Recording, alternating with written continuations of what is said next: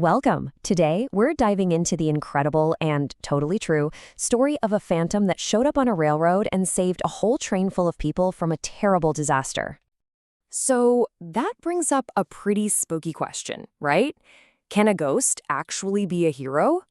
Let's get into this mystery and find out if that's what was really going on. All right, so picture this. It's a chilly, kind of spooky night. The British Express train is just rocketing through the darkness. But the weather, well, it's starting to get a little nasty. The fog got so incredibly thick. It was like a heavy blanket just wrapped all around the train. Even with that big, powerful headlamp trying to cut through the dark, the engineer really had to squint just to see the track right in front of him.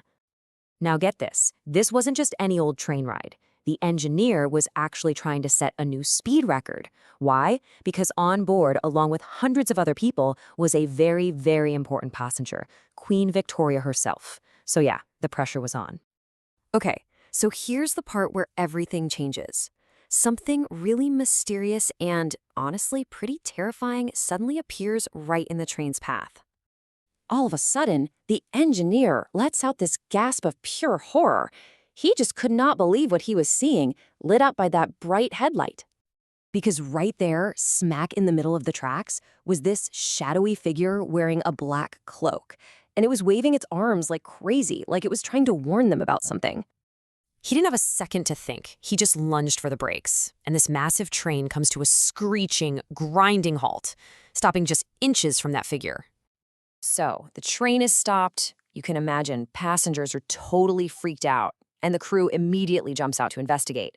Who was this person on the tracks, and why on earth did they stop the train? So after getting everyone calmed down a bit, the crew started searching everywhere. They walked up and down the tracks, shouting into that thick fog, but nothing. The mysterious figure had completely vanished, not a single trace. At this point, the crew is just scratching their heads. They're thinking, was this some kind of sick joke? Even the engineer started to wonder if maybe, just maybe, his eyes were playing tricks on him in all that fog. But, he wasn't totally sure. Something just felt wrong. So, just to be on the safe side, he decides he's going to walk a little ways up the track himself, just to make sure everything's okay. And what he finds, oh my gosh. Just 200 yards ahead, his heart just pounds in his chest.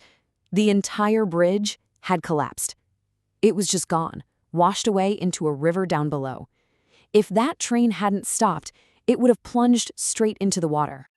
So they managed to get the tracks repaired, and the train, eventually and very carefully, continued on its journey, arriving safe and sound in London.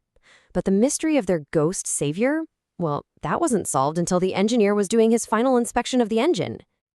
Right there, stuck to the bottom of the giant headlamp, he spots something.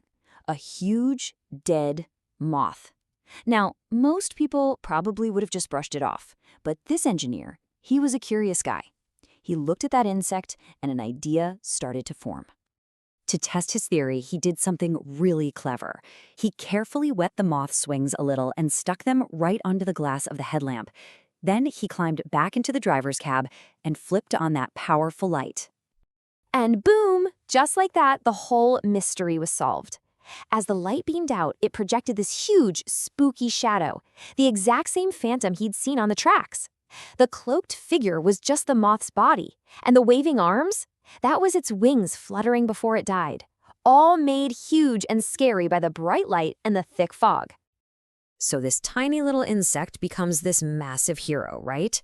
Well, you won't believe how this accidental hero was remembered for what it did. Yeah, this was no longer just some moth.